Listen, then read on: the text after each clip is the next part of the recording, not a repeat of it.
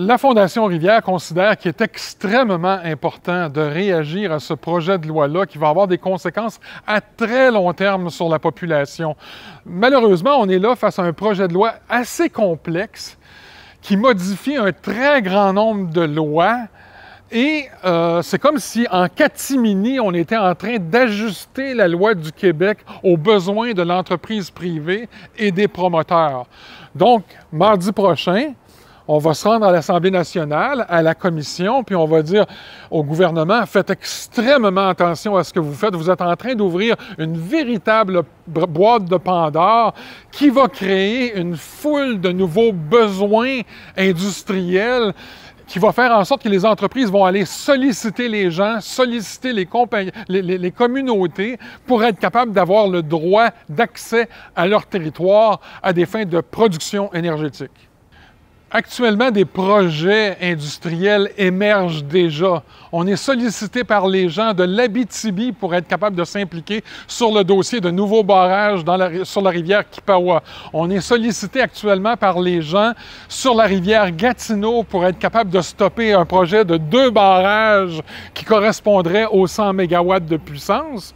On a aussi des mobilisations qui sont en train de se faire majeures sur la question du méga éolien dans la région de la Mauricie. Les gens sont véritablement mobilisés pour s'opposer au développement de méga éoliennes en région habitée et en terre agricole, ce qui est une menace à l'acceptabilité sociale de l'éolien. Et pour nous, l'éolien est hyper fondamental pour la suite des choses au Québec. Donc, on ne doit pas tuer l'acceptabilité sociale de l'éolien.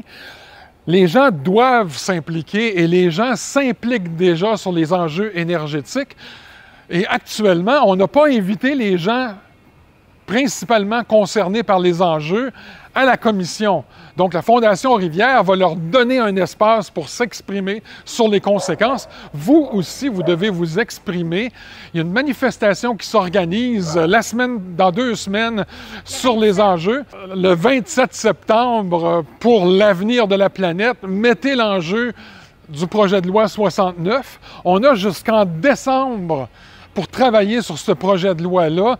Et le risque actuel, c'est que le gouvernement passe le projet de loi sous bâillon en décembre. Donc, on doit rester extrêmement vigilant, extrêmement mobilisé sur cette question-là. C'est critique pour l'avenir de la province.